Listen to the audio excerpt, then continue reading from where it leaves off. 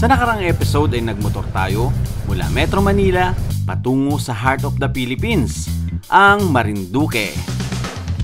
Pinuntahan natin ang sentro at pinagmulan na naging basihan ng sukat, layo, distansya ng mga island sa Pilipinas. Nadaanan din natin ang Balanacan View Deck, Santa Cruz at Coastal Road ng Santa Cruz Torrijos Road hanggang marating natin ang Torrijos White Beach. At sa video na ito ay papasyal ko naman kayo sa isang historical place na matatagpuan sa bayan ng Torrijos. Dito pa rin yan sa Marinduque.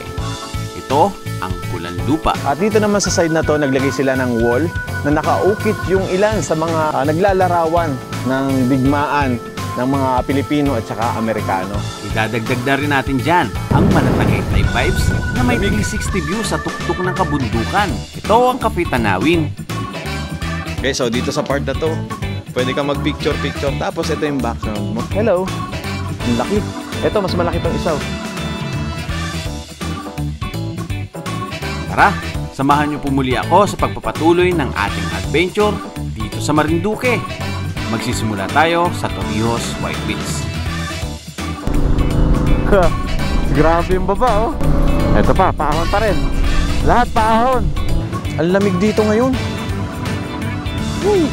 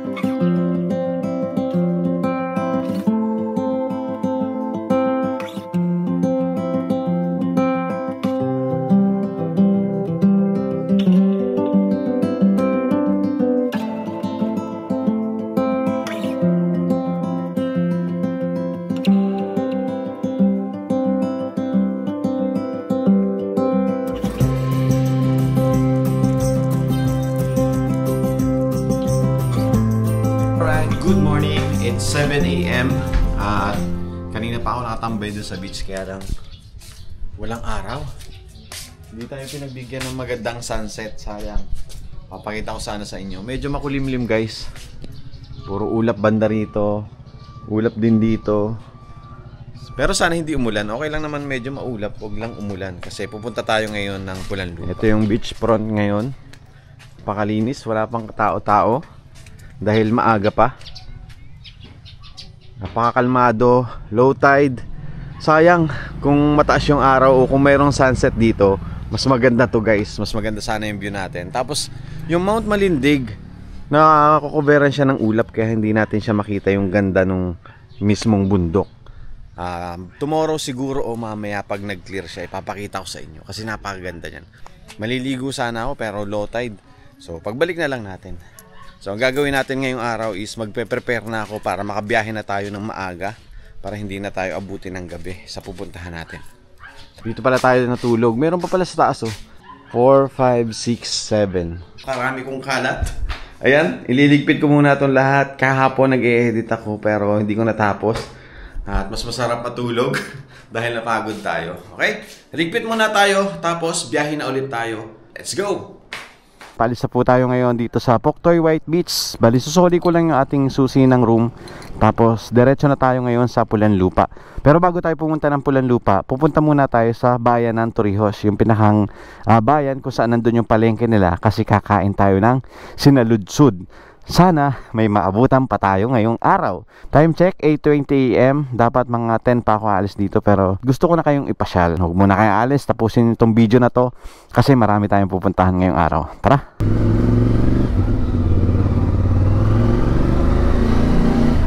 Check out na po. Thank you po. Okay na po yan, ma'am. Sige po. Kahapon dito tayo galing. Ngayon dito naman tayo sa kabila. Paalam, Torrijos, White Beach. Solid dito guys. Ang presko, ang payapa, ang linis, ang ganda ng buhangin, ganda ng dagat. Dito guys, pwede rin kayo mag-tent. Ayan, mga cottage. Tapos yung room na tinuloy natin, yung tent mas mura-mura kung sakaling gusto nyo makatipid. Actually, pwede ka nga makalibre ng entrance dito pag dito ka dadaan sa kabila na to. Pero syempre, hindi ko tinuturo sa inyo kasi para kumita naman yung bayan ng Torrijos. Ayan oh, ganda nitong, ito yung bagong resort na mag-o-open dito, itong Sara. Ang ganda oh. Wow. Ang daming bilaw oh. Tapos meron pa dun. Tapos ang ganda pa ng kulay nung mga bubong nila. May swimming pool pa dito. Soon, magbubukas din to. Tapos eto yung beach nyo. White Beach din.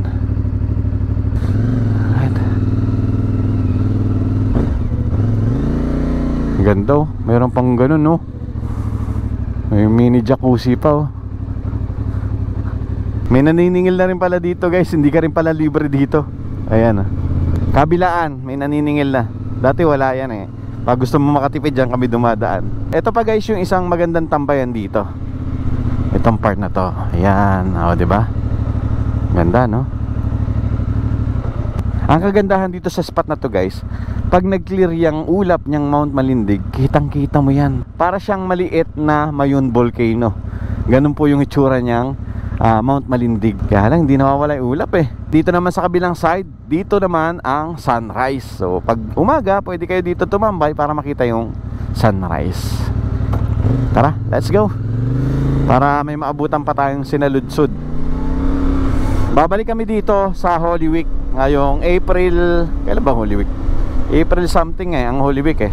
Pero more on Moriones na yung ibablog natin. Tsaka yung sandbar. Kung gusto mo dito dumaan sa likod, ito tandaan nyo lang tong waiting shed na to. May nakalagay naman dito, Torrijos White Beach this way. Ito rin yung isang magandang scenic view dito. Ayan. Diba? Pag nagpicture ka dito sa I Love Puktoy, ayan yung background mo, yung kabundukan. Tapos yung kalsada dun guys, doon tayo pupunta. Hindi makikita doon sa GoPro ngayon, pero mamaya makikita nyo kung gaano katarik at gaano kaganda doon sa lugar na yun. Tara, wala na tayong gas ha. 2 bar na lang, pero ang pinapagas ko pa lang is 500 pesos simula Metro Manila. Hindi pa full tank yun ha. Itong kanan na daan na to, dito tayo dadaan papunta ng Pulanlupa. Pero ngayon didiretso muna tayo kasi pupunta tayo ng bayan para bumili ng sinaludsod. Para ipakita ko rin sa inyo yung bayan. Speed limit 15 kilometers. Speed limit to.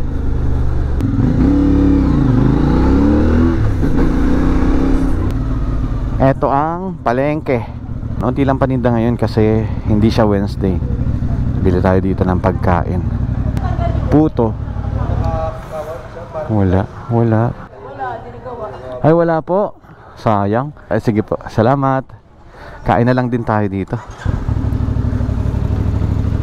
Okay, nandito na po tayo ngayon sa bayan ng Torrijos. Kakain muna tayo dito. Kaya lang wala daw sinaludsod. So bukas pa daw, bukas ng umaga. So babalik tayo dito bukas ng umaga. Ano po ito ay? Dinuguan. Dinuguan. Batsoy. Ito, batsoy. Magkano po din eh? 70. Pero daw po isa, tsaka isang kanin. Itong batsoy, ito yung orderin nyo o tikman nyo pag pupunta kayo dito sa bayan ng Torrijos. Sa Manila, ibang tawag nito eh. Pero sa amin, batsoy ito. Ito yung specialty namin dito. Pag sa kasal, ito na yung sinerve. Ibig sabihin, yun na yung huling hain. Kasi dito, pag sa probinsya, sa Torrijos, pag kinakasal, halos buong barangay invited. Tapos, pag kumakain yun, batch by batch. Tapos, isa-isang sinuserve. Halimbawa, unang putahe, gulay. After nun, kukunin ilang minuto, papalitan ulit ng panibagong ulam. Hanggang sa itong batchoy na yung pinakang huli.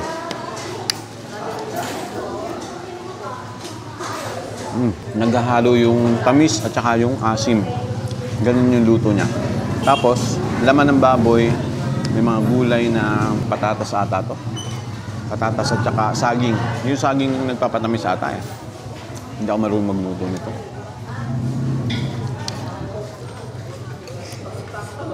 Buti nagtanong tayo kay tatay. 11 pa pala ang open nung Tanawin. So sakto yun habang nag-shoot tayo sa Pulang Lupa. Tara, papagas muna tayo. Premium po, 500. So ang gas dito is 68.5. Yung premium, yung diesel 67. Yan. Medyo mahal compare sa Petron o kaya sa Metro Manila. Kasi tina-travel pa yung gas mula sa Lucena papunta dito.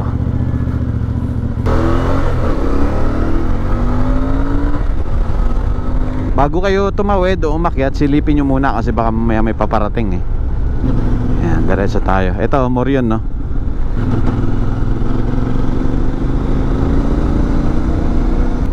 Akyatin to guys. Pero kayang-kaya to ng scooter kahit nga pacho, aahon dito eh.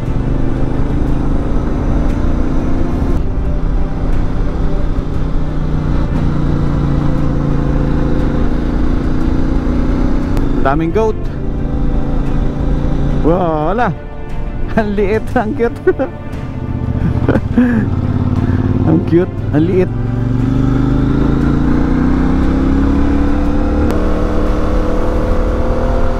Wow, malamig ah. Malamig ah. Ito, matarik.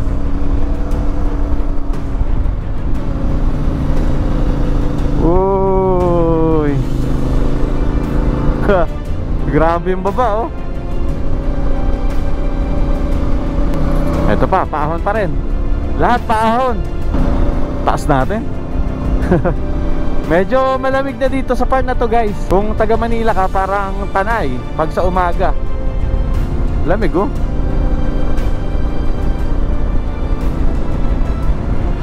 Woo! Taas natin. Ah, nandito na pala tayo. Wow. Ito yung Kapitanawan, yung pakaliwa. Tapos ito po yung Pulang Lupa. Yan, bababa tayo dyan. Pupunta tayo dyan. Wow, eto na pala yun. Butas na pala tong kalsada na to. Silipin natin ng konti. Wow, napakaganda guys. Wow. Ito ata ang Matoyatuya. Double check natin sa mapa natin. Grabe, malamig pala dito. Lamig ah. Ayan, yung natatanaw natin is Malinaw, bayan ng Matoyatuya. Ayun, Matoyatuya nga itong part na to. Itong natatanaw natin na to. Dati last year pagpunta ko dito, binubutas pa lang. Grabe, ang ganda ng tanawin.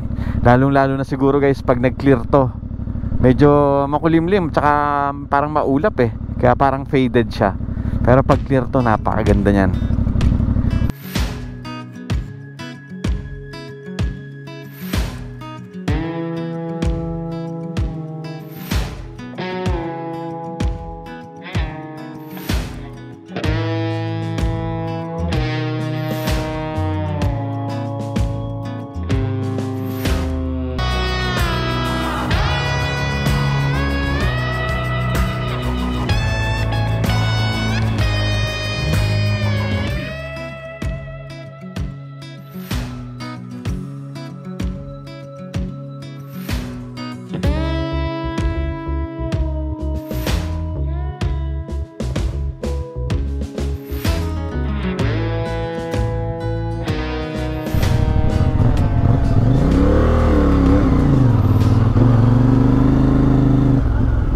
Kaya sarado. Right guys, nandito na tayo ngayon sa Pulang Lupa.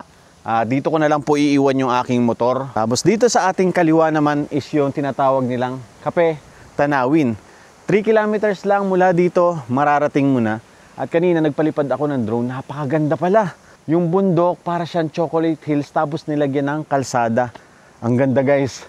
Mamaya puntahan natin yan after natin dito sa Pulang Lupa. And then pag diniretso mo pa yan, papunta yan ng Lobo. So pupuntahan din natin yan. Pero dito muna tayo sa Pulang Lupa. Papakita ko muna sa inyo kung ano makikita nyo dito at ano yung history ng Pulang Lupa. May gate pero hindi naman nakalock, ibig sabihin bukas yan. Maglalakad lang tayo ng mga ilang hakbang lang. Sara natin para hindi pumasok yung mga baka. Tara, lakad na tayo. Mula dito pa lang sa bungad guys, in-improve na nila yung mga handlebar nitong hagdan. Naka-stainless oh. Walang kalawang to. Talagang pinopondohan nila to para mas lumago yung turismo dito sa Marinduque. Tsaka ang sarap dito, ang lamig. Mahangin, malamig. Yan yung expect nyo dito guys. Kaya ito, isama nyo to sa mga pupuntahan nyo. Merong 2 daan. Meron dito. Tapos ito yung may railings. So dito tayo sa may railings. Mamaya siguro doon tayo dadaan sa kabila pag paakit na ulit tayo. Yan, may gumagawa ng stage. Pwede siguro yung pagdausan ng event or mga program. Talagang ini-improve nila. And then meron silang tinatayo doon na parang siguro receiving area yun or souvenir area para sa mga bisitang pupunta dito. Meron kayong mapahingahan. Yan, ayos. Yan, ito na yung pinakang marker guys. Wala na yung flag ng Pilipinas dito. Natumba na to. Tayo natin. Magaan lang pala kaya natumba. So pag nag-register kayo dito guys sa Puso Mo To, isa itong pulang lupa sa inyong checkpoint. At eto na, nandito na tayo sa pinakang sentro. Eto yung pinakang sagisag ng labanan dito sa Pulan Lupa. Kung bakit siya tinawag na Pulan Lupa, eto po yung kanyang kwento. Ang labanan sa Pulan Lupa ay isang mahalagang pangyayari sa kasaysayan ng Pilipinas na naganap sa Marinduque noong panahon ng digmaan ng Pilipino at Amerikano. Dito naganap ang madugong labanan ng hukbong Pilipino sa pamumuno ni Teniente Coronel Maximo Abad at hukbong Amerikano sa pamumuno naman ni Kapitan Devereux Shield noong September 13, 1900 sa Cumbidol na ngayon ay kilala bilang Pulan Lupa, isang lugar sa bayan ng Torrijos. Si Abad ay may mahusay na impormasyon at nalaman ang mga galaw ni Shield mula sa mga lokal na gerilya bago pa mangyari ang mga ito. Bilang tugon, pinagsama niya ang buong pwersa na umaabot sa 180 to 250 regular na sundalo ng Pilipino at 1,000 to 2,000 bulomen. Bagamat may mga ibang sanggunian na nagsabing nasa 300 lang ang kabuuang bilang, ang mga regular na sundalong Pilipino ay may maayos na organisasyon at medyo maayos na armas tulad ng bolo, mga pistol, at mga Mauser ng Espanyol. Kahit na karamihan sa kanila ay hindi magaling sa pagtama, ang mga bulomen na armado lamang ng mga machete o bulo ay nagsilbing suporta sa mga puwersa ni Abad. Nakasuot ng kasuotang magsasaka o sibilyan sa araw. Sila ay lumalahok sa aktibidad ng gerilya sa gabi, pagsalaki sa maliliit na detachmento ng mga sundalong Amerikano, pagsabotahe, at higit sa lahat, pagbibigay ng impormasyon kay Abad tungkol sa posisyon at galaw ng Amerikano. Dahil sa diskarte at tapang, nagtagumpay ang mga Pilipino sa labanang ito. Isang makulay na bahagi ng kasaysayan ng Marinduque ang labanan sa Pulan Lupa.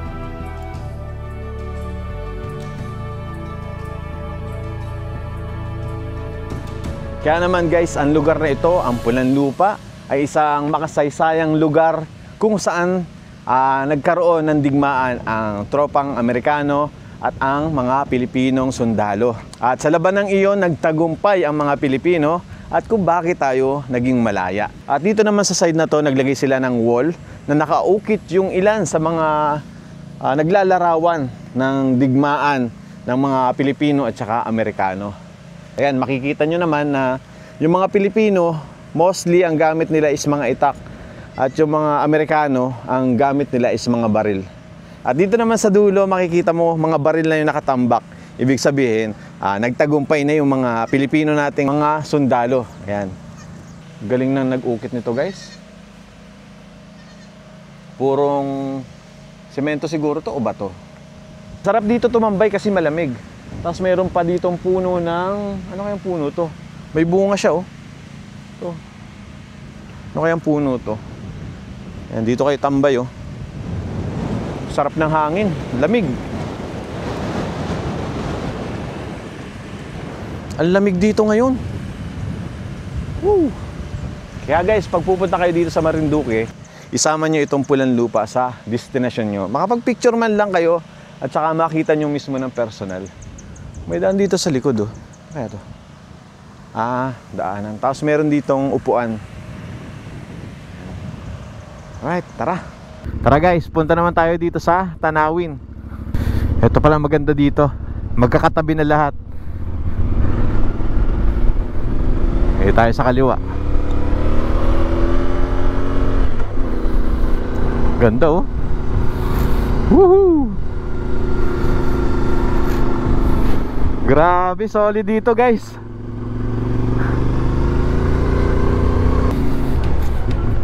Wow, ang ganda oh.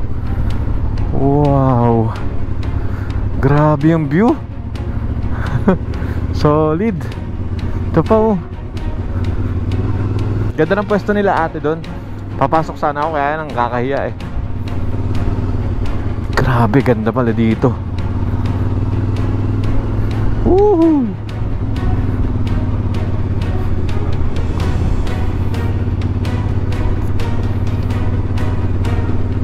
Ang daming mga baka oh. Panalo yung lugar guys. Papunta pa lang, solid na.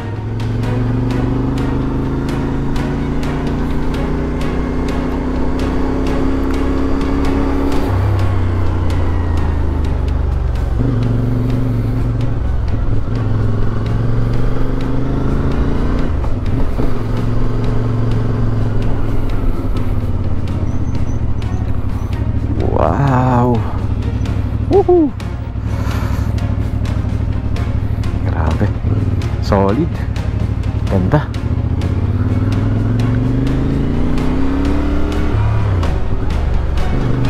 Hop, may baka. At ka nasa gitna.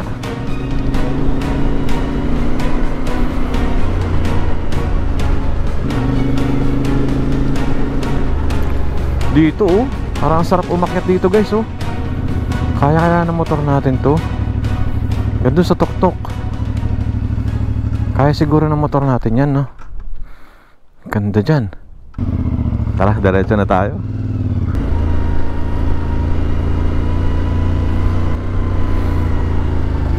Kalahati yung daan. Bumabagsak yung kabila.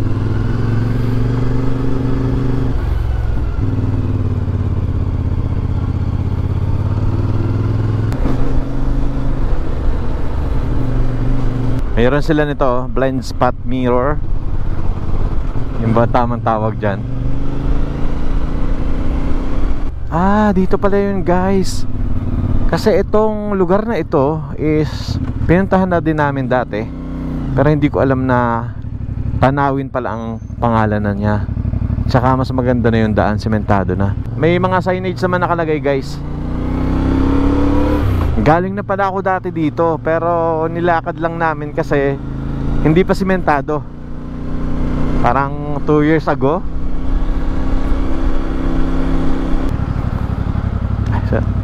Hello po.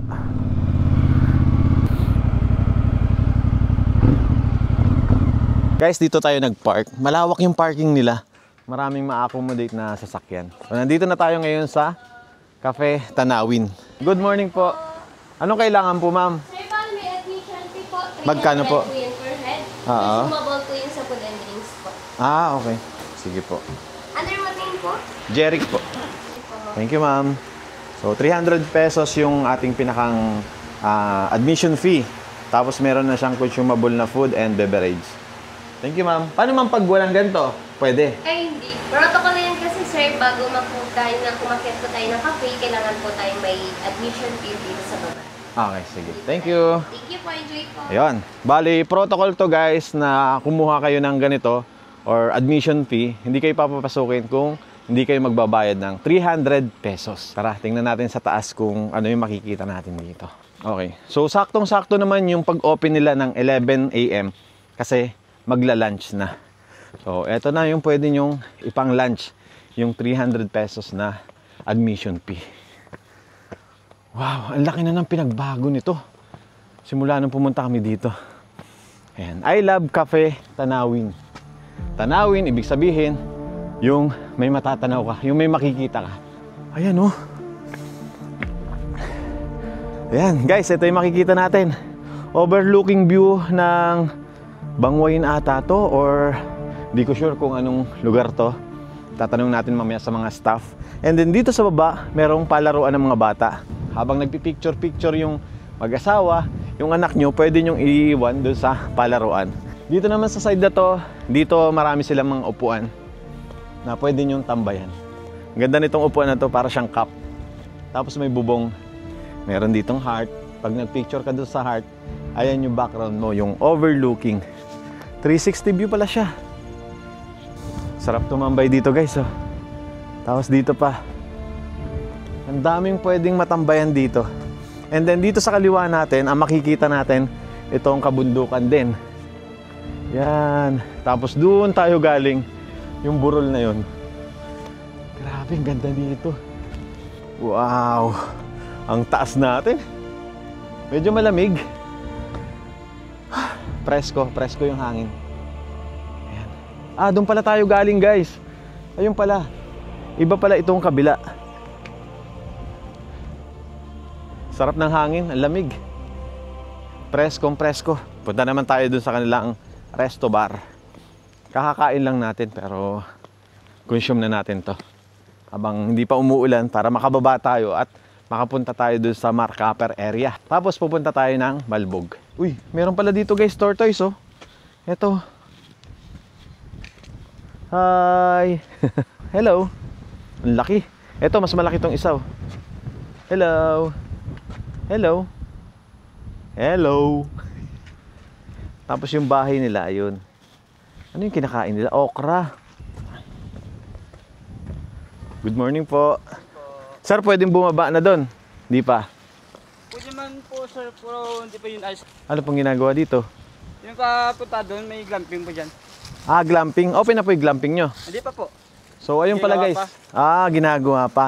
So, hindi pa pala open yung glamping. Pwede mag-overnight na dito? Hindi po sir. Wala pa. Wala po. So, yung pa lang pag natapos yung glamping. Yes po. Okay, sige po. Salamat. Yan, dito sa part na to, marami ding mga upuan. May ganito na pala dito sa bundok.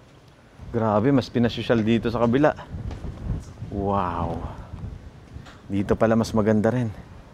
Okay, so ito na yung pinakang restaurant nila. Wow, sosyal. Kakahiya yung ating sapatos. Wow. Wala, Pasko pa pala dito. Parang baligtad yung Christmas tree nila.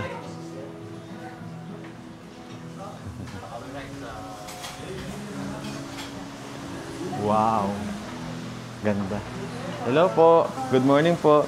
Ma'am, anong pwedeng makonsume dito sa 300 pesos? Sabi anli daw eh. Ay, di ba? Ano po din drinks naman po? Any po. Yung papasok sa 300. Parang wala ka na rin palang binayaran na entrance fee, no? Consumable po kasi yung voucher. Solve ka na pala dun sa 300 na entrance o consumable na admission fee. Ano po ba yung best seller nyo ngayon, ma'am? Ayan pala guys, yung mga pwede nyong mabili dito. Nag-open tayo ng early lunch po, 11 din. Cruise tayo ng 8 po. 8 p.m. Bali na-offer natin, lunch and dinner. Yan. Tapos dito pala, meron silang mga cakes dito. Pwede kang mag-celebrate ng birthday mo dito. Pero yung maliliit na cake lang. Yan. May free ice cream pala. Free po ba? Ganda ng vibes dito. Grabe. Tsaka lalo na itong view. Yan. Anong lugar po pala ito, sir? Sir, sa Lumagi Island, sir, sa tapat po. Sa Lumagi Island. Yes po. Ito po nakahiwalay na ano to. Yes po, then wag po po. Then Maniwaya Island sa kabilang side naman, sir. Okay, so dito sa part na to, pwede ka mag-picture-picture. Tapos ito yung background mo. Ito pala yung Santa Cruz na pala to. Mongpong, anong island daw to? Sinabi ni sir kanina. So dito, tanaw mo na siya. Tapos mamaya, doon po tayo dadaan. Papunta ng Santa Cruz, papunta ng Marcaper. Sana, yung ulan matapos na bago tayo makarating ng Santa Cruz. Akit naman tayo guys doon sa kanilang pinakang rooftop. Wow! Ito pala yung pinakang rooftop nila. Okay, guys. Ito na po yung second floor nila. Hindi pala rooftop. May bubong din. Tapos, naka-aircon na, malamig. At ang ganda ng vibes. Ang linis. Para siyang 5-star hotel. Parang bahay to. Wow! Ganda ng design, guys, oh. Yung butterfly nila, talagang wood. Made of wood. Wow. Ganda ng setup, guys. Tapos ito, yung pinto, pwede mong buksan. Ito pala, bukas pala. So, sobrang linis ng glass. Akala ko may glass pa dito. Yung pala, bukas na. Ayan. Wow, grabe. Yung 300 pesos mo, ma-experience mo to, guys. Yun, no? Laki. Parang double patty to, ah. Tapos habang kumakain tayo, ito yung magandang view. Yan.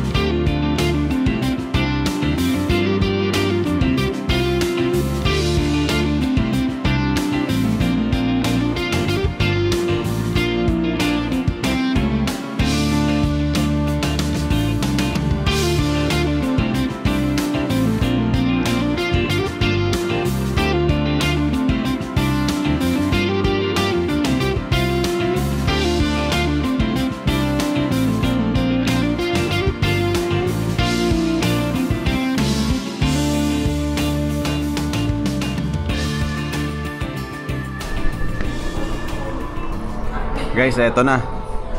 Umuulan, umaambon. Ayan, wala na tayong makita. Kanina nakita natin yung mga island dyan, saka yung dagat, saka yung ibaba. Ngayon, ayan na. Puting-puti na. Lamig. Lamig. Yan guys, nagpa-fog na. Dahil doon sa ambon. Sa ambon niya, saka yung umuulan.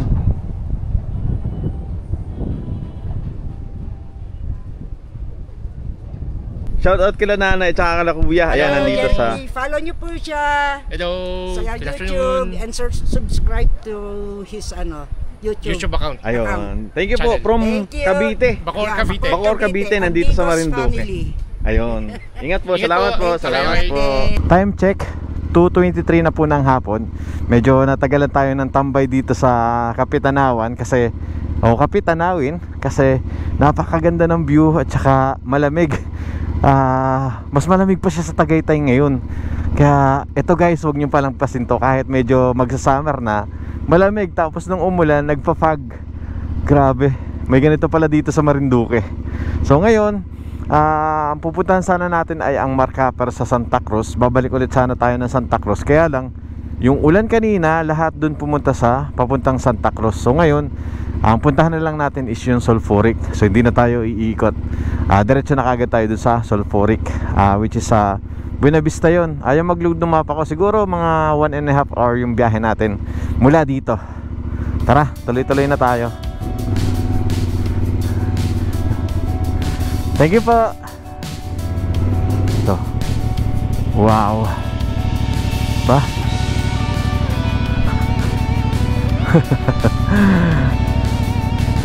Solid spot. Woohoo. Yeah.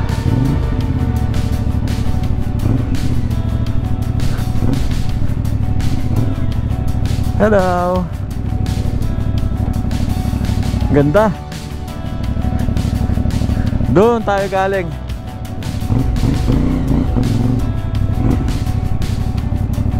Sorry. Yuhuy. Solid spot.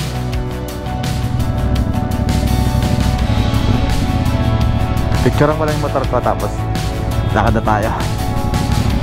Ganda guys, oh. Solid spot. Kahit yung motor lang yung may picture. Woohoo! Hello, cow. Oops.